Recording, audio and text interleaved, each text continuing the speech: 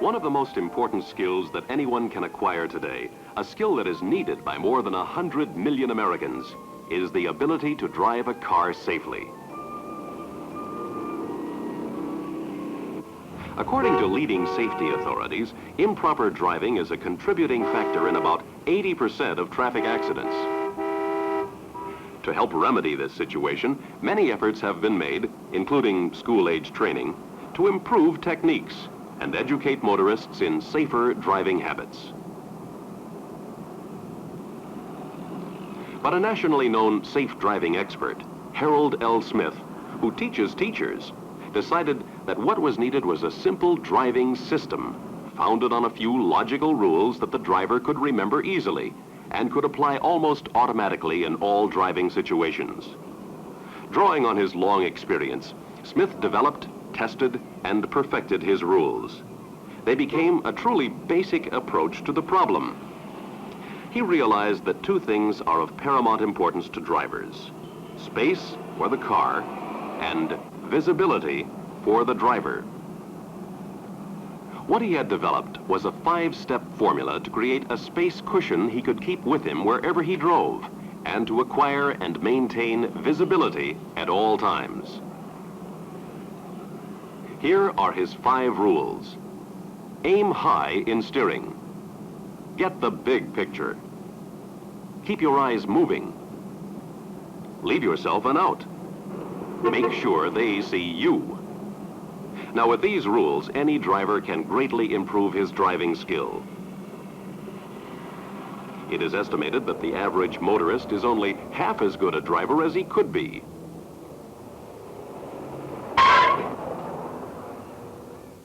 In Harold Smith's view, a good driver should be able to drive streets and highways for 5 to 10 years without once getting trapped in a situation where he has to swerve or skid his tires on dry pavement to avoid an accident. To take up the rules one at a time, the first is aim high in steering.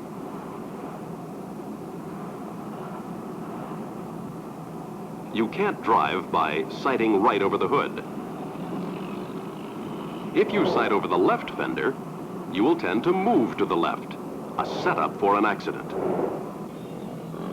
Your target is the center of the lane, well ahead. Aiming high will have the effect of guiding you to the center of the lane. The object is to get through traffic safely. Aiming high is the best approach. You must automatically reduce your speed when visibility is poor because of bad weather, and you must look lower to find your steering path. And at night, you must drive even slower because you see only the spray of your headlights, and you are forced to use low aim steering.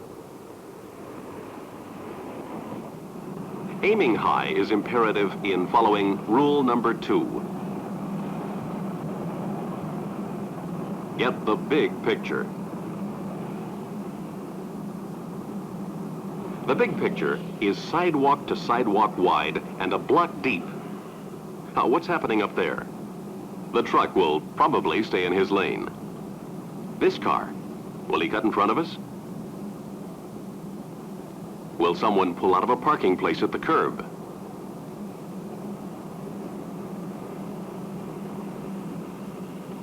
The red car wants to move into our traffic flow. We're all clear on the right. No hazards over there. We must be aware of the long line of left turners.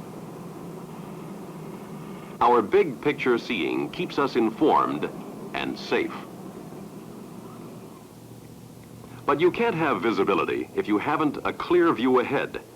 If you follow a truck, your only clue as to what is coming up are his brake lights.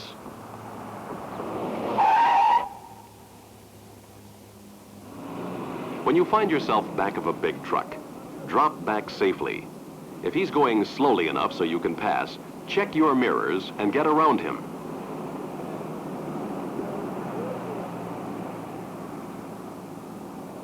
To give yourself space and visibility. Rule number 3 is keep your eyes moving. Scanning the road continuously gives you what amounts to a widescreen view of the situation ahead.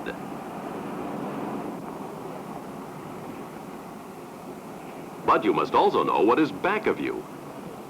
Keep a running check on the changing scene in the rear view mirrors to make sure there are no hazards to the rear. When you see a hazard ahead, don't become fascinated watching it. Dispose of the problem by adjusting speed, changing lanes, signaling, or all three if necessary.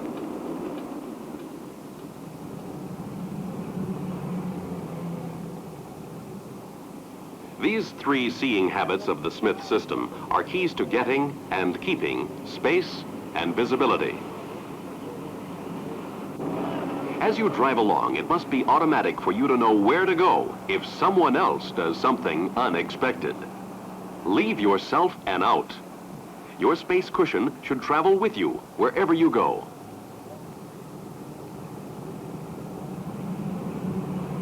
Now here's a potentially dangerous situation. We can't see what's ahead of the big truck. The truck-trailer combination is 65 feet long. At 30 miles an hour, we can't stop in that distance, and we can't see 3 cars parked just ahead of the truck. At this moment, the first driver is about to pull out. He looks back, but he can't see us. Of course, he's taking a chance, but he wheels out right into our path. We can't stop in time, but fortunately, we can stop the film and avoid a crash. We can also go back and do it over, but this time we leave ourselves an out. We cut our speed to maintain visibility, so we can avoid an accident if anything comes out from behind that truck.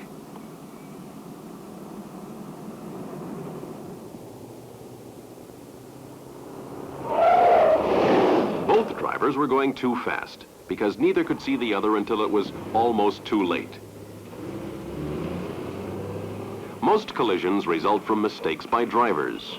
Leave yourself an out and reduce your chances of having an accident. Rule number 5 is this: make sure they see you.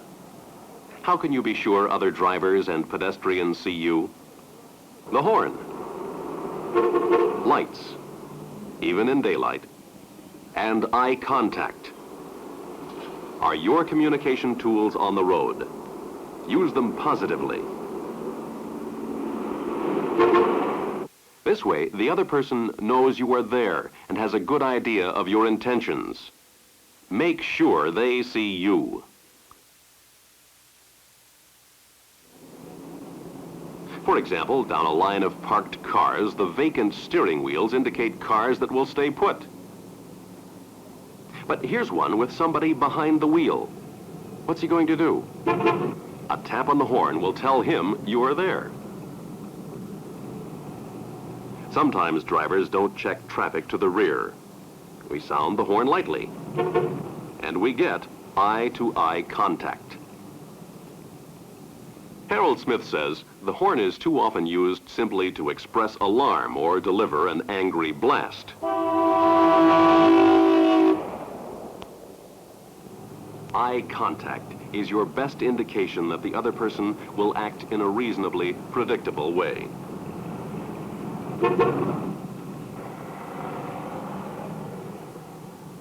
Hand signals and lights will also help you communicate with others on the street.